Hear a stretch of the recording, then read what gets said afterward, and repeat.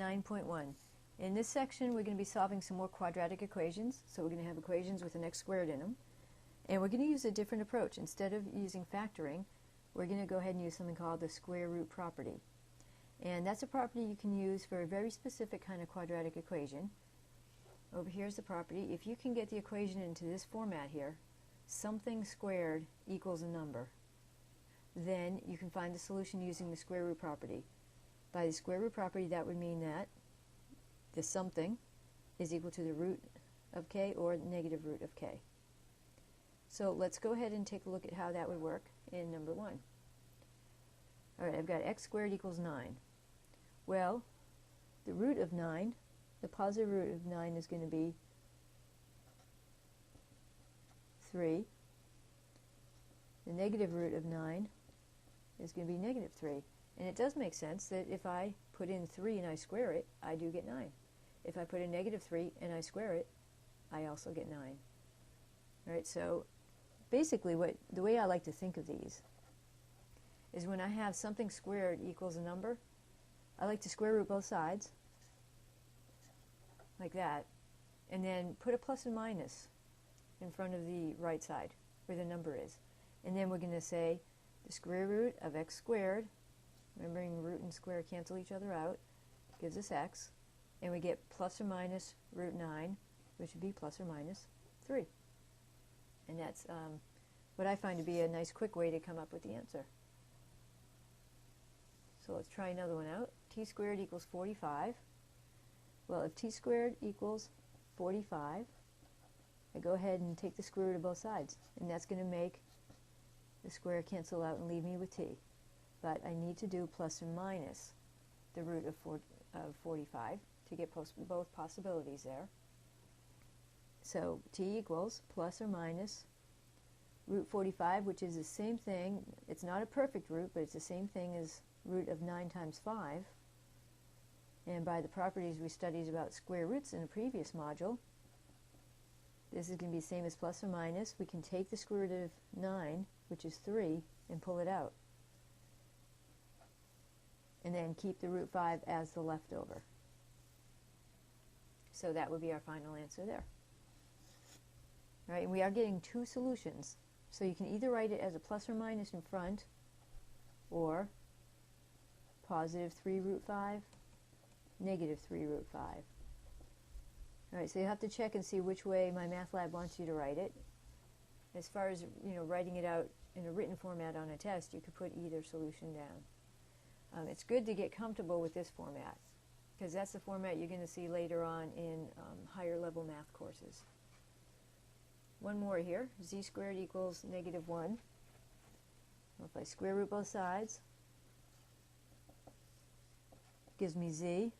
But now I have square root of a negative number. If you remember from the last module, that does not give us a real answer. So, no real answer or solution. Alright, so that one does not have a solution. Now let's do a couple more. Alright, all the ones we just did, we had something squared equals a number. So right away we were able to square root both sides. But if we don't have it in that format, what we're going to do is we're going to force that format to happen. Alright, we're going to get the equation in the something squared equals a number format, and then use the square root property. So for example, here we have w squared take away 7 equals 0. Well, I can't square root both sides, because if I square root both sides right away, the square here will not cancel out, because I've got the minus 7 connected with it. So what I'm going to do is add 7 to both sides. And that gives me w squared equals 7. Now I have something squared equals a number. And this something doesn't have to be just a w. It could be a binomial. It could be a trinomial being squared. It could be a whole bunch of things. At this one, we go ahead, do our square root property with a plus minus. And it gives us w equals plus or minus root 7. And those are our two solutions there. And one more. 7x squared equals 5. So right now we don't have something squared equals a number. We have 7 times something squared equals a number. So we need to make this 7 go away here. We don't want it attached to the squared item. Divide by 7 on both sides. X squared equals 5 over 7. And now we go ahead, square root both sides.